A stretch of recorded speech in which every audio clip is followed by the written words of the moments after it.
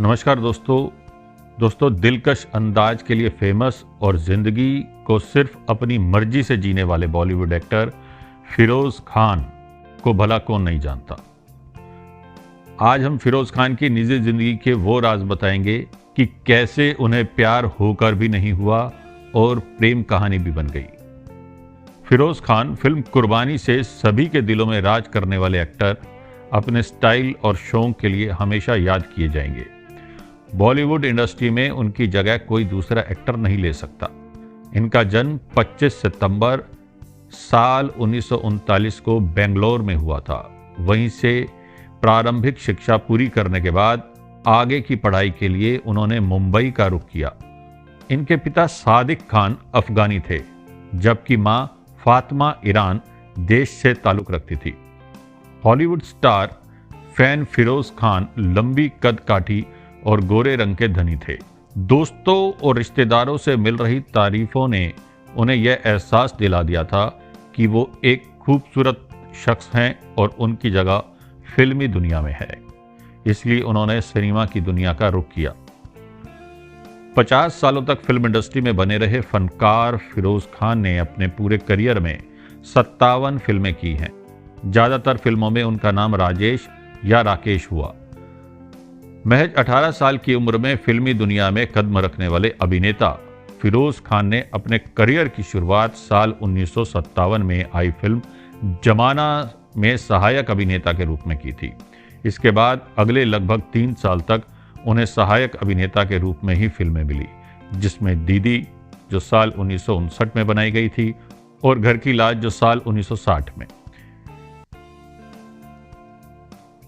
इसके बाद उन्हें कुछ छोटे बजट की फिल्में मिली जो सफल भी रही। उनमें रिपोर्टर राजू, सैमसन, चार दरवेश, एक सपेरा एक लुटेरा और CID 999 जैसी फिल्में थी। लेकिन फिल्मों में फिरोज लीड रोल में नजर आए थे। करीब 8 साल के लंबे स्ट्रगल के बाद साल 1965 में आई फिल्म ऊंचे लोग और आरजू से इन्हें एक बड़ी पहचान मिली। आरजू से ब्रेक मिलते ही कई एक्ट्रेस और लड़कियां फिरोज़ खान की दीवानी हो गई थी। ऐसा कहा जाता है कि जीनत अमान भी इनको अपना दिल दे बैठी थी और साथ ही इनके स्टाइल की भी कायल हो गई थी।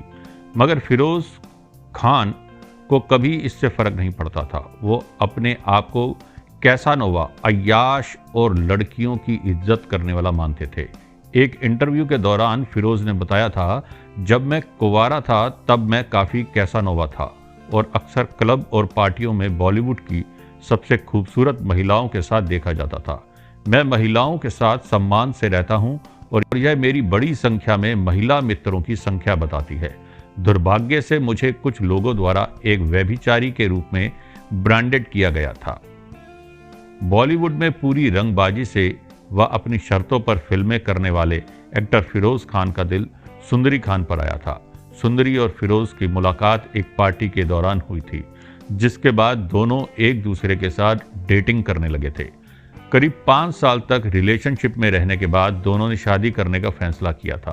साल 1965 में दोनों एक दूसरे के संग शादी के बंधन में बंध गए थे। हालांकि सुंदरी पहले से शादीशुदा थी और उनकी एक बच्ची भी थी, जिसका नाम सोनिया था। कुछ रिपोर्ट्स की माने तो शादी के वक्त फिरोज़ ने इस बात को, यानी सुंदरी की पहली शादी से लड़की सोनिया के बारे में सबसे छुपाया था, जिससे कि किसी को इस बारे में पता ना चल सके। जिसके बाद फिरोज़ ने सोनिया को अपने बच्चे की तरह ही प्यार दिया और उनके बड़े होने पर उन्हें प्रोडक्शन क्रू में शामिल कर लिया था।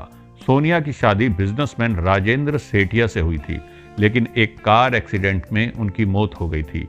अपराध और धर्मात्मा जैसी फिल्मों के प्रोड्यूसर, डायरेक्टर और अपनी रूबीली आवाज़ के लिए मशहूर एक्टर फिरोज़ खान के 2 बच्चे हैं। सुंदरी खान से शादी के लगभग 5 साल बाद उन्हें साल 1970 में पहली संतान हुई थी, जिसका नाम उन्होंने लैला खान रखा था। इसके बाद साल 1974 में इनको फरदीन खान के रूप में बेटा हुआ। अपने शौक को हमेशा प्राथमिकता देने वाले और अक्सर रातों में क्लब्स व पार्टियों में नजर आने वाले एक्टर फिरोज़ खान का दिल एक बार फिर मचल उठा था। वो अक्सर फिल्मों की शूटिंग के लिए ट्रैवल किया करते थे। एक बार अपने किसी काम के सिलसिले में जब वो प्लेन से सफ़र कर रहे थे तभी उनका दिल उस प्लेन की एयर होस्टेस पर आ गया था। एयर होस्टेस दिखने में बेहद खूबसूरत थी और उसका नाम ज्योतिका धनराजगीर था। ज्योतिका धनराजगीर रॉयल धनराजगीर फैमिली से ताल्लुक रखती थी। धीरे धीरे इन दोनों के बीच बातचीत बढ़ने लगी थी और जब फिरोज को पता चला कि ज्योतिका बेंगलोर से है तो वे अक्सर उनसे मिलने वहां जाने लगे। कुछ दिनों बाद ज्योतिका और फिरोज ने लिव इन में रहना शुरू कर दिया था, जिसकी खबर जब सुंदरी को चली तो उन्हें गहरा सदमा लगा। लेकिन फिरोज ने उस वक्त इस बात को नहीं माना और कहा कि मेरे और सुंदरी की जिंदगी में कुछ भी गलत नहीं है और हमारे बीच कोई तीसरा नहीं आया है, बस हमने अलग रहने का फैसला कर लिया है। फिरोज खान को कभी इस बात का अंदाजा नहीं रहा होगा कि उनके इस कृत्य से सुंदरी उन्हें छोड़ने का मन बना लेगी, लेकिन सुंदरी ने फिरोज को कभी इसके लिए माफ नहीं किया था और अलग होकर अपने बच्चों का भरण पोषण करने लगी थी। उस वक्त दिए गए एक इंटरव्यू में सुंदरी ने कहा था कि मेरा घर से निकल जाना फिरोज के लिए किसी शौक से कम नहीं है। उन्हें लगा होगा कि वह टिपिकल हस्बैंड की तरह बर्ताव करेंगे और मैं बच्चों को देखते हुए कोई कदम नहीं उठाऊंगी, लेकिन मैं उन्हें मुझे और मेरे बच्चों को एक अच्छी ज़िंदगी देने के लिए धन्यवाद देती हूँ और आज मैं उस मुकाम पर पहुँची हूँ जब मैं खुद के काम को पसंद करने लगी हूँ। इसके बाद सुंदरी खान ने एक डिज़ाइनर के रूप में अपने करियर की शुरुआत की और उन्हें एक पहचान बनाने में सफलता भी हासिल हुई थी।